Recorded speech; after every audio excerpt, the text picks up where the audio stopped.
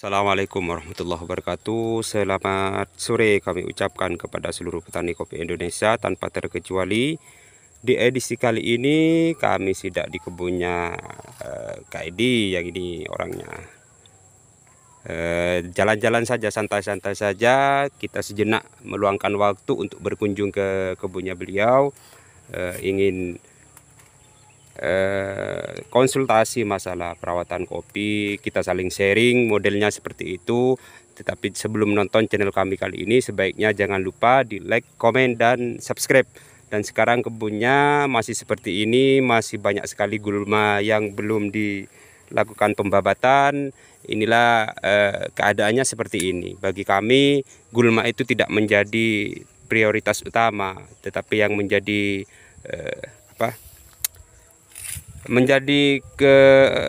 prioritas utama bagi kita itu berkebun itu ya harus buahnya harus wah gitu. Jangan hanya gulmanya. Tidak begitu menjadi menjadi prioritas utama itu masalah perapihan, ya enggak juga. Berkebun itu bukan suatu ajang kontestan, bukan ajang suatu perlombaan. Tentunya dengan seperti itu kita harus tahu perawatannya setiap tahun demi tahun, bagaimana kebun kita bisa terawat, bisa berbuah secara maksimal. Di kebunnya beliau ini multiklon, di kebunnya Mas Edi Purnomo, yang mungkin teman-teman sudah banyak tahu tentang privasi beliau yang ada di grup Arsad dan lain sebagainya. Dia sering nongol. Dan ini keadaan kebunnya sekarang, masih remaja. Ini yang ada di daerah perkampungan. Di tempat kami ini, di tempatnya Mas Edi Purnomo ini MDPL-nya 298 MDPL. Jadi tidak nyampe 300 MDPL. Perkebunan kopi itu, sebuah batang kopi itu bisa berbuah maksimal, bisa berproduksi secara maksimal meskipun di dataran rendah sekalipun, tergantung dari perawatan kita, tergantung dari klon yang kita kembangkan di kebun kita masing-masing. Idealnya 400-500 sebenarnya, tetapi kalau 300 itu kayak di tempat Mas Edi ini bisa berkembang baik, bisa berproduksi secara maksimal, asalkan tahu caranya, tipe-tipenya, tahap-tahapannya seperti apa. Tentunya di MDPL rendah itu harus membutuhkan suatu naungan. Itu hal wajib bagi tanaman kopi ketika ada di MDPL rendah. Mas Edi tidak melakukan naungan itu memakai lamtoro dan lain sebagainya. Ini cuma pakai pepaya California. Tujuannya ini mendapatkan dua keuntungan nanti. Jadi ketika pepayanya ini sudah mulai panen, pepaya setiap minggu ini panennya, di samping untuk menutupi kebutuhan kopinya itu sendiri. Dan di hadapan kami kali ini ada suatu batang kopi klon keriting. Ini yang menjadi primadona di kebun kami, khususnya di kebunnya Mas Edi. Ada klon keriting, ada klon 308 dan kopi hikmah yang biasa saya kembangkan dan teman-teman sahabat KPKJ khususnya. Klon keriting ini banyak sekali memiliki keuntungan, banyak sekali memiliki kelebihan.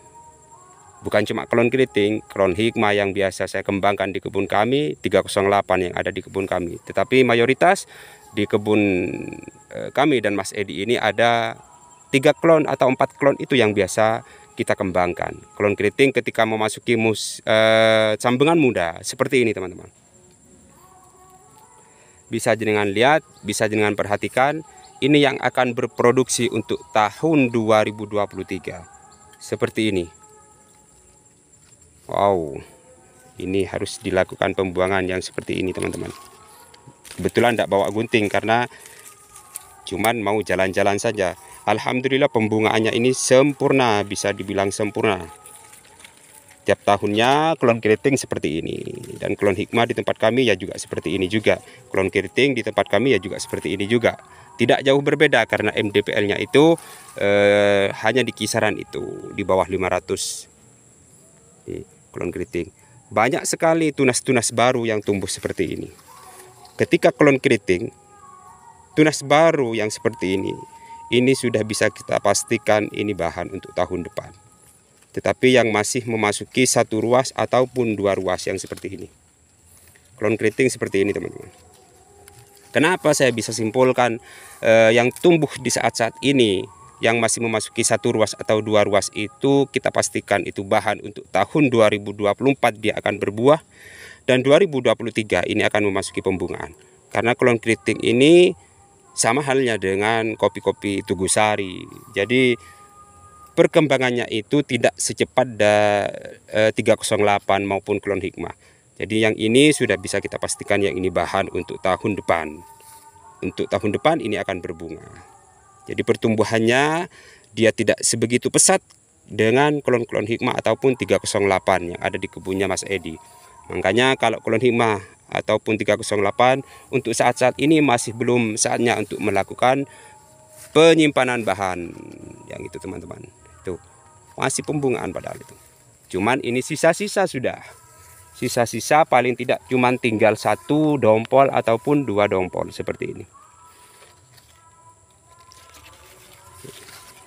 Yang 308 seperti ini teman-teman. Dominan dengan tunas raja sama dengan klon hikmah 308 tuh. Seperti ini.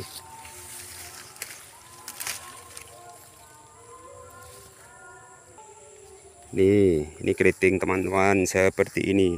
Jadi dompolannya itu sangatlah panjang dia. Ini masih memasuki B1.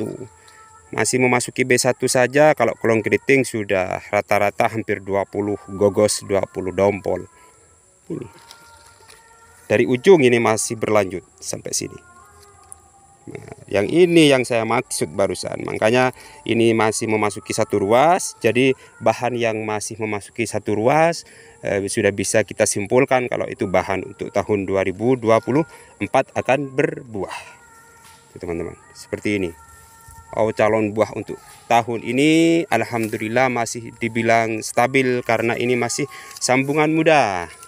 Yang ini masih di kisaran 2 tahun seperti ini teman-teman. Rapat benar dia sudah. Nih, seperti ini. Sempurna pembungaannya, alhamdulillah sempurna. Tuh. Dan ini 1 ruas juga ujungnya. Bahannya barusan juga 1 ruas. Lebih terlambat 1 bulan penyimpanan bahan itu tidak jadi masalah. Yang tidak baik itu ketika melakukan penyimpanan bahan terlebih awal. Kalau terlambat dalam 1 bulan maupun 2 bulan tidak jadi masalah. Nih, kalau dari pangkal sini berapa gogos sampai ke situ? Banyak sekali gogosannya, tidak usah dihitung. Tidak ada kerjaan, kata Mas Edi, tidak ada kerjaan untuk menghitung itu. Karena pada hakikatnya kita itu cuma bisa berusaha, berikhtiar dan berdoa. Selebihnya kita tidak bisa apa-apa. Selebihnya kita pasrahkan sama Allah seperti itu. Ini siripnya. Sirip dari tunas rajanya seperti ini teman-teman. Oh, mantap sekali. Padahal yang ini masih belum dilakukan pemupukan untuk saat-saat ini. Masih kurang begitu, hujannya masih kurang begitu normal di tempat kami. Nanti kalau sudah hujannya normal di kisaran bulan 11 baru kita akan lakukan pemupukan. Yang mana Mas Edi sama teman-teman di KPKJ selalu sharing, selalu saling konsultasi masalah perawatan kopi. Kita masih sama-sama pemula, tidak ada istilah master apalagi profesor di tempat kami, tidak ada. Toh pada intinya perawatan kopi itu tidak jauh berbeda di tempat manapun, saya kira seperti itu. Makanya kami tidak pernah memanggil suatu teman itu dengan julukan master ataupun yang lainnya. Sekian dari kami, kurang lebihnya saya mohon maaf. Sekali lagi jangan lupa like, komen, dan subscribe bagi channel kami. Sekian, assalamualaikum warahmatullahi wabarakatuh.